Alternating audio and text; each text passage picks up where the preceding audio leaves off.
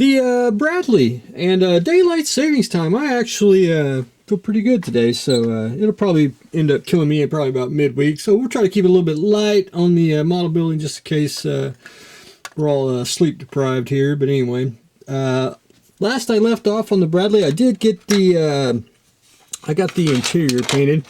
Thanks to Bill, we used Tamiya Sky. I got that all airbrushed in there. Here, let's try a little light feature here. Up close.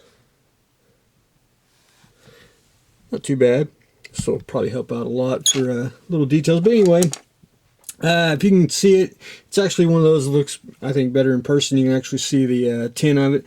Did the underside of the top of the turret, which basically you're not going to see much of it. I do have some working parts, like some of the hatches. That one moves. Of course, the rear door. The top of the turret here, it doesn't... I didn't make the hatches work on it. As in, I'll show you. There's no turret interior for it, so, you know, really no need to have the hatches move if they're open if there's nothing in there to see. So I basically left them closed. The toe here, it does work, or at least moves. I'll try not to break it, something like that. So you can either have it, you know, on the side or up. Turret really don't move. Excuse me, the barrel, because it's got a little actuator thing. It's glued to it. You really can't move it, so it's really no big deal. I just basically went and sub-assembled all the parts on the turret. Basically, turret's pretty much done. Just got to let it dry for today. And then I can continue on with the top here. And just basically got to do the, you know, all the way around, you know, odds and ends and what tanks are supposed to have. So anyway, that'll look pretty darn spiffy. So once I get the parts on and everything, I'll go back in and start painting, and I'll basically paint the road wheels first.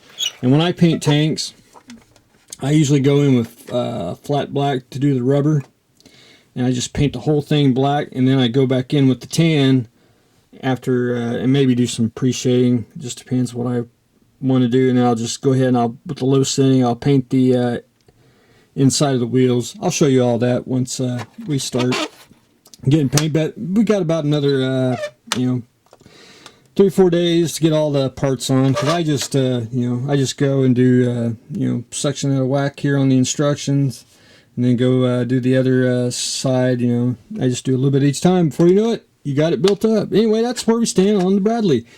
Up next for the build for others, we're going to do the Hellcat. It's a kit, came out in '63. It's a pretty decent kit. It's actually it's very simple to put together. It's also got working parts.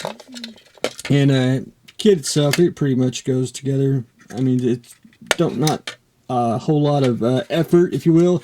But there is one gap that's on the bottom here. I tried and tried to get that to sit flush. I just couldn't do it. But you do have working parts, and I'm not a big fan of working parts because it's just more stuff that breaks. But anyway, the landing gears do fold in and out. So, and then the wings will fold. So that's one option. I could have glued it together, but I just thought, well, I'll make the working action just be easier. That way there won't be any, you won't have to fix any seams or anything of that nature.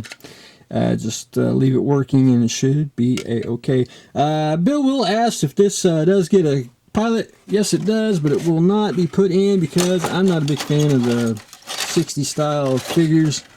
Because to me, they look like they are choking themselves. But just, I don't think it's natural pose. But we're going to leave him out.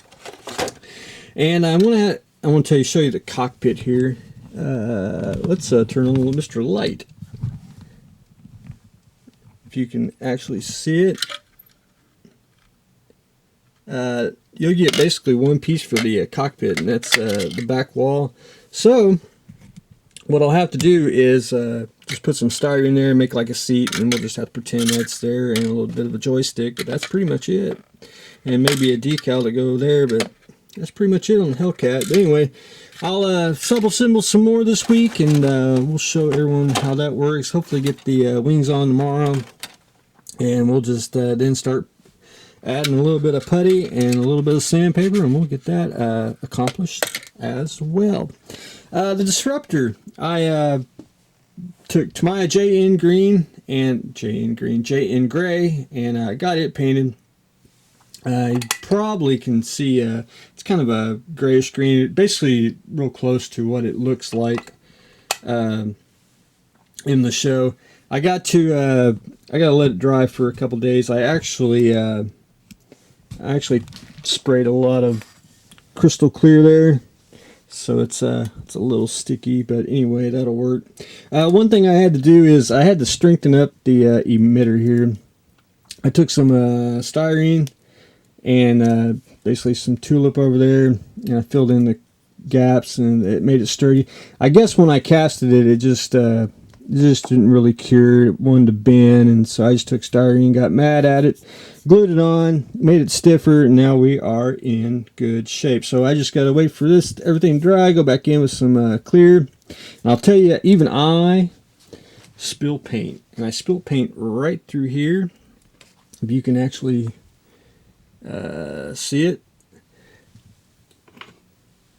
This is a siphon airbrush. I was spraying, you pretty much got to keep it up.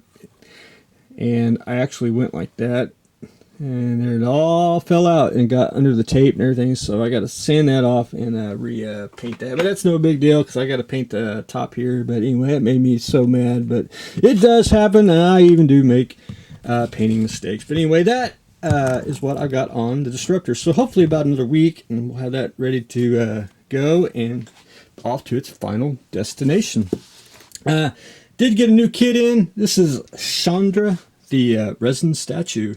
This is basically I want to say a one-off kit, but not really. I mean, there's a limited run of these.